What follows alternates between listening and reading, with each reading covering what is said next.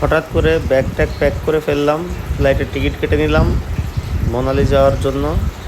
Bag luggage সব ready, luggage গাড়িতে উঠিয়ে নিয়ে ধীরে ধীরে এয়ারপোর্টের দিকে রওনা করলাম, क्योंकि এখান থেকে অনেক দূর ছিল, 90 কিলোমিটার। 1 ঘন্টা পার হয়ে গেল, এখনও পর্যন্ত এয়ারপোর্টের কাছে যেয়ে পৌঁছাতে পারিনি। আর সর্বোচ্চ 25 মিনিটের মধ্যে এয়ারপোর্টে গিয়ে পৌঁছাবো। এয়ারপোর্টের ভিতরে ঢুকে এদিকে একটা বিএসএফ ভাই নিচে যাচ্ছে। এরপরে দেখি অসাধারণ কিছু পেন্টিং, দেখে খুব ভালো লাগলো।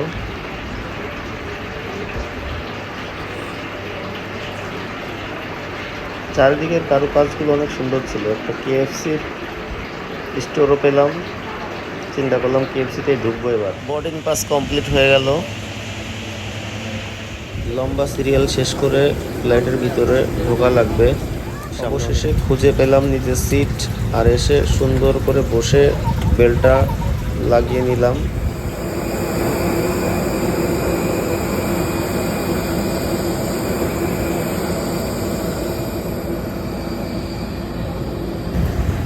এসে পৌঁছালাম দিল্লিতে। এখন নামবো ফ্লাইট থেকে, নেমে এখান থেকে চটপট করে গিয়ে বেল্টে যেয়ে লাগেজ ব্যাগগুলো রিসিভ করব। আর বেল্টের থেকে লাগেজ ব্যাগ রিসিভ করে চলে যাব সোজা হোটেলে। সোজা এসে গেলাম বেল্টের থেকে ব্যাগ রিসিভ করব। আর এখান থেকে লাগেজ ব্যাগগুলো নিয়ে সোজা চলে যাব হোটেলে। আমার আগের থেকে হোটেল বুকিং করা আছে। আর হোটেলে গিয়ে রেস্ট করব। রেস্ট করে মানালির জন্য টিকিট করব, বাসের টিকিট। দিল্লি থেকে মানালি যে বাসে যাব, বাসটা অনেক সুন্দর, লাক্সারি বাসে যাব।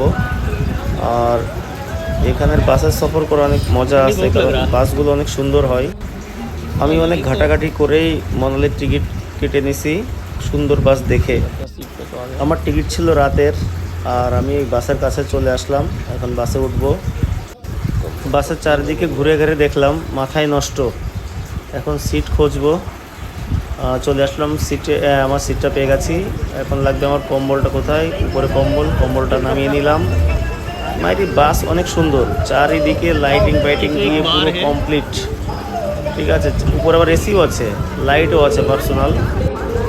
মধ্যরাত বাস এসে দাঁড়ালো একটা হোটেল এবং বার। এইখানটাতে খাবার এবং অয়েল সব কিছুই পাওয়া যায়। এই প্লেনটা দেখছে, প্লেনটা হচ্ছে এই হোটেল, উপরে বার।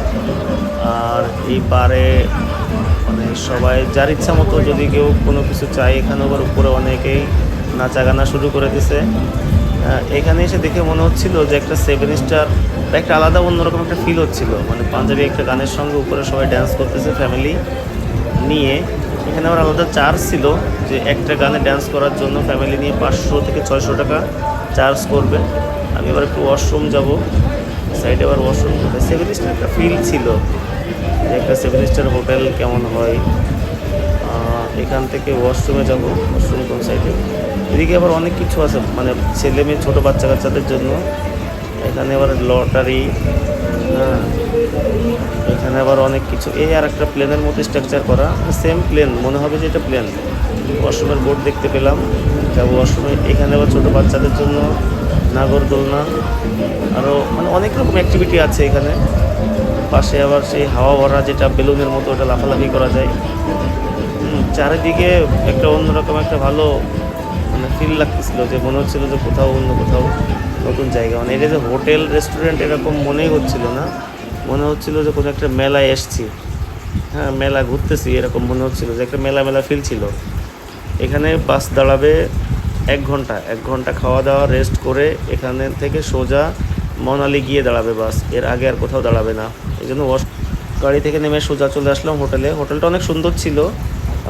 রেন্ট ছিল 2500 টাকা, এটা সামনে বেলকনি।